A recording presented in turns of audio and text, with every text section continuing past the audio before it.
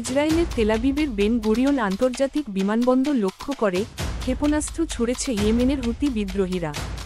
হামলায় কেউ নিহত না হলেও আহত হয়েছেন 14 জন।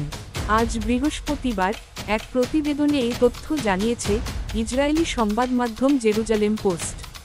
প্রতিবেদন অনুযায়ী ফিলিস্তিন 2 নামের হাইপারসনিক ব্যালিস্টিক ক্ষেপণাস্ত্র দিয়ে হামলা চালিয়েছে হুতিরা। হুতিদের ছোড়া মিসাইলগুলোকে শনাক্ত করে ফেলে ইসরায়েলের আকাশ প্রতিরক্ষা ব্যবস্থা।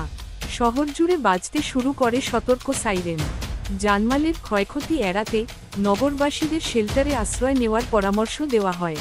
নিরাপদ এলাকায় যাওয়ার সময় আহত হয় ওই 14 জন। যখন সাইরেন বাজতে শুরু করে তখন ইসরায়েলের পার্লামেন্ট নেসেটে এক বৈঠকে ছিলেন দেশটির প্রধানমন্ত্রী বেনিয়ামিন নেতানিয়াহু। তাকে সেখান থেকে সরিয়ে নেয় নিরাপত্তা বাহিনীর সদস্যরা। সে সময় সাংবাদিকদের এক প্রশ্নের জবাবে তিনি বলেন, এরই মধ্যে সন্ত্রাসবাদের দাম হুতিরা দিচ্ছে এবং এই মূল্য পরিশোধ চলতেই থাকবে। তবে এক বিবৃতিতে সবগুলো ক্ষেপণাস্ত্র প্রতিহত করার দাবি করেছে ইসরায়েলের বিমানবাহিনী আইএএফ। এর আগে চলতি বছরের 18 জানুয়ারি এই অঞ্চলকে হামলার লক্ষ্যবস্তু বানিয়েছিল হুতি বিদ্রোহীরা। এর আগে বুধবার স্থানীয় সময় রাতে ইয়েমেনের রাজধানী সানায় আবারও হামলা চালিয়েছে যুক্তরাষ্ট্র। এই নিয়ে টানা 5 দিনের মতো ইয়েমেনি ভূখণ্ডে হামলা চালালো ওয়াশিংটন। হুতি নিয়ন্ত্রিত সম্প্রচার মাধ্যম আল মাসিরা টিভি এ তথ্য জানিয়েছে।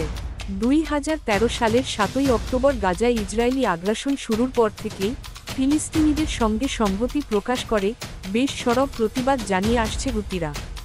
গত 1 মার্চ গাজায় ত্রাণ সরবরাহ বন্ধ করার পর থেকেই আবারও সরব হয়ে উঠেছে হুতিরা।